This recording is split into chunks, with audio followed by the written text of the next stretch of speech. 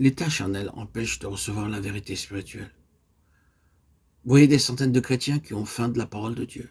Ils l'écoutent avec plaisir et ils disent « Quelle magnifique vérité, quelle belle doctrine !» Comme ce prédicateur expose bien l'évangile. Mais cela ne les aide pas du tout. Ou bien cela les aide pendant 2 ou 3 semaines et ensuite la bénédiction s'efface. Quelle en est la raison? Le mal est à la racine même. C'est l'état charnel qui empêche la vérité spirituelle de faire son œuvre dans les cœurs. Je crains que dans nos églises, nous ne fassions souvent une terrible erreur. Nous prêchons à des chrétiens charnels ce qui ne convient qu'à des hommes spirituels. Et ils trouvent cela admirable. Et ils en jouissent. Et ils disent « c'est magnifique ».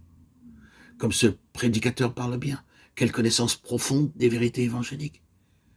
Mais leurs vies ne sont pas transformées. Ils sont charnels, malgré l'enseignement spirituel qu'ils reçoivent. C'est une chose que nous devions demander à Dieu, c'est celle-ci. Seigneur, fais que je ne reçoive pas des enseignements spirituels dans un esprit charnel. La seule chose qui puisse vous prouver que vous avez reçu une bénédiction, c'est que vous vous trouviez transporté de l'état charnel à l'état spirituel. Dieu désire faire cette œuvre en nous. Demandons-lui donc de l'accomplir. Croyons qu'il l'accomplira. Maintenant, une question très importante et très solennelle se pose. Est-il possible de passer de l'état charnel à l'état spirituel? Et comment est-ce possible? Je crois qu'en premier lieu, il est nécessaire d'avoir une vision exacte de la vie spirituelle et d'y croire. Le fond de nos cœurs est tellement rempli d'incrédulité, sans que nous nous en rendions compte, que nous avons de la peine à accepter l'idée que nous pouvons devenir des hommes spirituels immédiatement. Nous ne le croyons pas.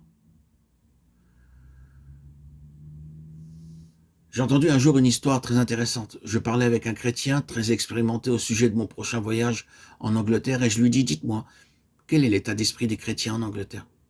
Vous avez travaillé parmi eux et vous les connaissez bien ?»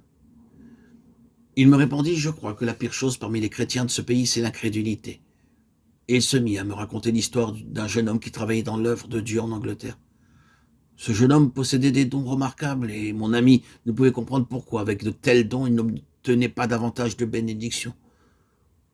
Tous deux passèrent une journée entière à chercher quel pouvait être l'obstacle qui empêchait ce jeune homme d'être béni dans son travail pour Dieu. Peu à peu, ils découvrirent le motif véritable, c'était l'incrédulité. Ce jeune homme ne croyait pas qu'il fût possible d'avoir une vie consacrée. Il n'avait pas la certitude que Dieu était prêt à lui accorder la bénédiction demandée. Ce soir-là, ce jeune homme devait faire une réunion, mais son ami lui dit « Je ferai la réunion à votre place.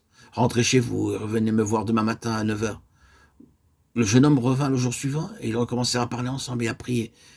Et dans le cours de la journée, le jeune homme saisit ce que c'était que de croire en la puissance de Dieu pour une vie d'entière consécration. Dieu lui accorda la bénédiction qu'il recherchait et par la suite son ministère fut 10 fois plus fécond qu'auparavant.